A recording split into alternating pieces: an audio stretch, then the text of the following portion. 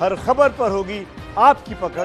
Download कीजिए ABP live app. बड़ी खबर इस समय की जान लीजिए आप। प्रधानमंत्री नरेंद्र मोदी ने 19 जून को मतलब 2 दिन बाद चीन से जिस तरीके का एलएसी पर तनाव चल रहा है, इसी मसले पर सर्वदलीय बैठक बुलाई है। पीएम मोदी ने बुलाई है ऑल पार्टी मीटिंग। सभी पार्टियों के अध्यक्षों को इस मीटिंग में बुलाया गया है। 19 जून को प्रधानमंत्री नरेंद्र मोदी सर्वदलीय बैठक करेंगे। शाम 5 बजे 19 जून को यह बैठक होगी। हम सीधे रुख करते हैं, मेरे साथ मेरे सहयोगी नीरज पांडे मौजूद हैं। नीरज, जानकारी दीजिए और अपडेट क्या मिल रहा है इस खबर पर। बिल्कुल रोमाना, मैं बता दूं कि आज की सबसे बड़ी खबर यही है कि प्रधानमंत्री नरेंद्र मोदी ने 19 तारीख को शाम 5 बजे सभी पॉलिटिकल पार्टियों के अध्यक्षों को आमंत्रित किया है चर्चा के लिए। माना जा रहा है क्योंकि सरकार कुछ बड़ा करना चाहती है, लेकिन उसमें देश के सभी पॉलिटिकल पार्टियों का सामंजस्य जरूरी है, उनकी राय जरूरी है। यही कारण है कि प्रधानमंत्री नरेंद्र मोदी अगर कुछ बड़ा करते हैं तो उसमें सबकी राय लेते हैं।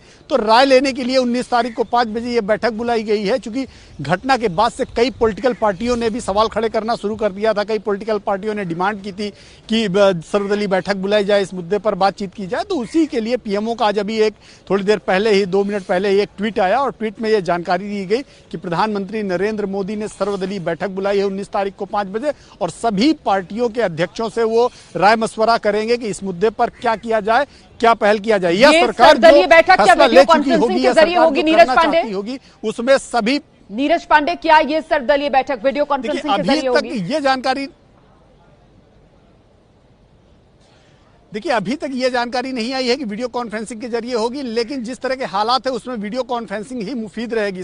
बहुत से पॉलिटिकल पार्टी दूसरे स्टेट्स की हैं या कहेंगे साउथ के हैं या नॉर्थ ईस्ट के स्टेट के हैं, उनका आना दिल्ली मुश्किल होगा। तो ज़्यादातर लोग वीडियो कॉन्फ्रेंसिंग से ही जुड़ेंगे और जो लोग दिल्ली रहेंगे, दिल्ली में वो लोग सीधे तौर पर भी मिल सकते हैं। लेकिन अभी संभावना इसी बात की है कि वीडियो कॉन्फ्रेंसिंग के जरिए ही ये बैठक होगी। थोड़ी देर में मेरा सवाल ये इसीलिए था कि अगर वीडियो कॉन्फ्रेंसिंग के जरिए ही ये बैठक होनी है तो फिर इस बैठक के लिए 19 जून का इंतजार क्यों? जिस तरीके के हालात बने हुए हैं, जिस तरीके की तनाव की स्थिति बनी हुई है और हाई लेवल मीटिंग्स हो रही हैं, जिस तरीके से सवाल देश के भीतर से पूछा जा रहा है, विपक्ष उठा रहा है, ऐसे में 2 दिन बाद क्यों? जब वीडियो कॉन्फ्रेंसिंग के जरिए ही बैठक होनी थी तो शायद जल्दी भी हो सकती थी। यह सवाल भी अब विपक्ष की तरफ से हमें लगता है उठाया जाएगा।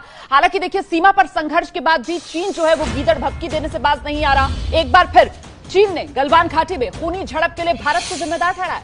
चीन के विदेश मंत्रालय के प्रवक्ता झाओ लिजियान ने कहा है, भारत मोर्चे पर तैनात अपने सैनिकों को अनुशासन में रखे और उकसावे वाली कार्रवाई ना करे।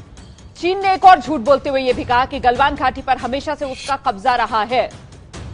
तो एक तो चोरी, ऊपर से सीनाजोरी। आपको बता देते हैं कि ये जिन पॉइंट्स को लेकर चीन इस समय सीनाजोरी कर रहा है, ये कभी विवादित पॉइंट्स नहीं रहे हैं। भारत और चीन पर एलएसी के बीच इन पॉइंट्स को लेकर कभी कोई विवाद रहा ही नहीं है।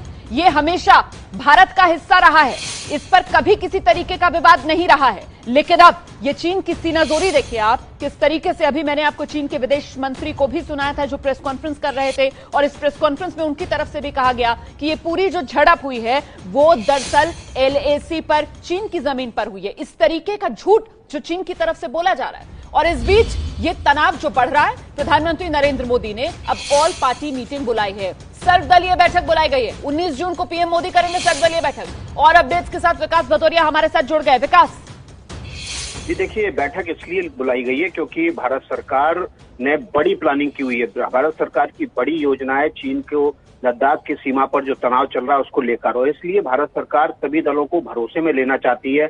स्पष्ट संकेत पहले ही दे दिए गए हैं। पूरी 3400 किलोमीटर की जो चीन से भारत की लगती सीमा है, वहां पर तीनों सेनाओं को अलर्ट कर दिया गया है। आईटीबीपी को तुरंत सतर्क करने के लिए कहा गया है।